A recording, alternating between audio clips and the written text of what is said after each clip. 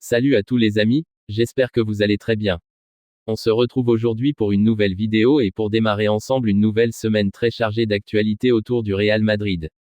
Et on commence avec les joueurs clés comme Bellingham, Vinicius et Valverde qui ont essuyé de forts sifflets, signe que la tension reste palpable au sein du vestiaire.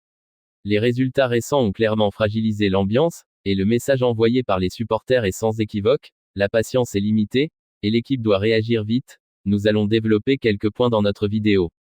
On passe maintenant au programme du Real Madrid cette semaine, et autant vous le dire tout de suite, c'est une semaine capitale. Deux matchs très importants, avec surtout le grand retour de la Ligue des Champions. Dès demain, mardi, à 21h au Santiago Bernabéu, le Real Madrid reçoit l'AS Monaco. C'est l'avant-dernière journée de la phase de groupe, et l'objectif est clair, net et précis, sécuriser une place dans le top 8. Ce top 8, on le rappelle, permet une qualification directe pour les huitièmes de finale, sans passer par les 16e. Et dans une saison aussi dense, aussi exigeante, c'est un avantage énorme. Plus de repos, plus de fraîcheur, moins de risques physiques. Dans un mois, cette qualification pourrait faire une vraie différence. Donc attention, ce match face à Monaco est loin d'être anodin. Et ce n'est pas fini. Ce week-end, nouveau gros choc en Liga. Samedi à 21h, le Real Madrid se déplacera du côté de la Ceramica pour affronter Villarreal. Un duel direct entre le deuxième et le troisième du championnat, un match de très haut niveau, dans un stade toujours compliqué. Clairement, c'est un test majeur pour ce Real version 2026. On jette maintenant un œil aux unes de la presse madrilène.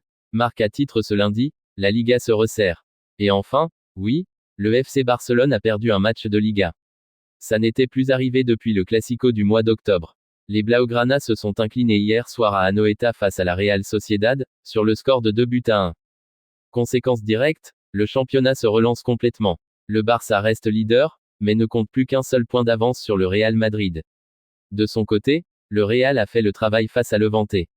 Mais attention, tout reste à confirmer. Cette semaine et surtout ce déplacement à Villarreal seront révélateurs.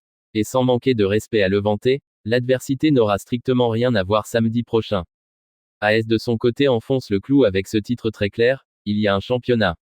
Oui, malgré les difficultés, malgré les doutes, malgré les prestations parfois inquiétantes du Real ces dernières semaines, mathématiquement, tout est encore possible.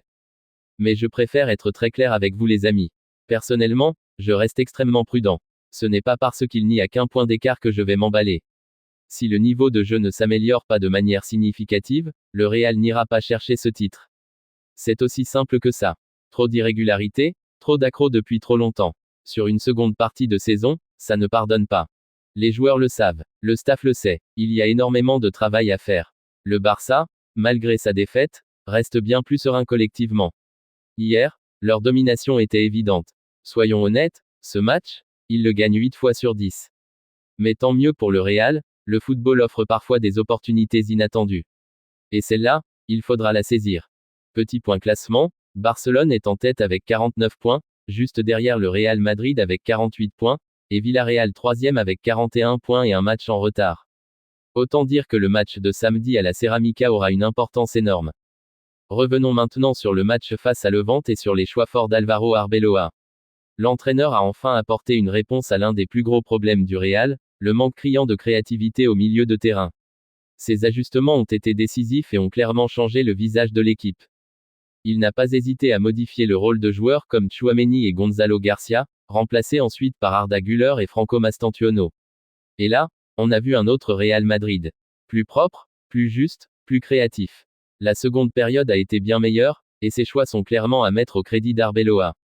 Petite statistique très parlante concernant Arda Güler, depuis le début de la saison, il est le joueur qui crée le plus d'occasions par match en moyenne dans les 5 grands championnats européens, avec 3,68 occasions créées par rencontre.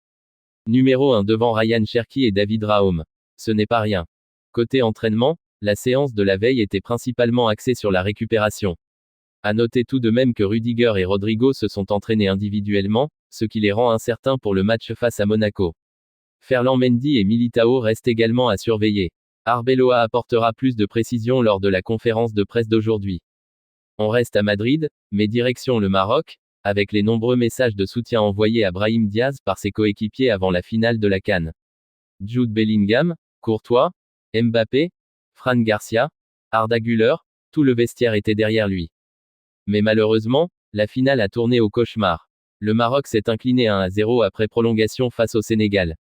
Brahim Diaz termine tout de même meilleur buteur de la compétition avec 5 buts, et remporte le soulier d'or. Mais regardez son visage après la finale, il aurait sans hésiter échangé ses 5 buts contre ce trophée historique. Le scénario est cruel, presque irréel. Brahim obtient un penalty dans le temps additionnel. Après près de 20 minutes d'attente, dans une tension maximale, il décide de tenter une panenka, à la dernière minute d'une finale. Edouard Mendy ne bouge pas, capte le ballon. Derrière, le Sénégal marque en prolongation par Pape Gueye et remporte la CAN. Rater un penalty, ça arrive. Mais le rater de cette manière, dans ce contexte précis, c'est une blessure mentale énorme. Les prochains jours seront très compliqués pour Brahim Diaz, mais on ne peut que lui souhaiter de s'en relever. Pour terminer, petite information du côté de l'Olympique lyonnais. Endrick a fait ses débuts en Ligue 1 face à Brest. Et quel début? 8 dribbles réussis, 5 occasions créées, une passe décisive, homme du match. Aucun joueur n'avait réussi plus de 5 dribbles sur un match de Ligue 1 cette saison. Premier match, premier record. Impressionnant. Voilà les amis pour cette vidéo. Si ça vous a plu, n'oubliez pas le petit pouce bleu, abonnez-vous à la chaîne. Excellente journée à tous et à très vite pour une prochaine vidéo. Ciao.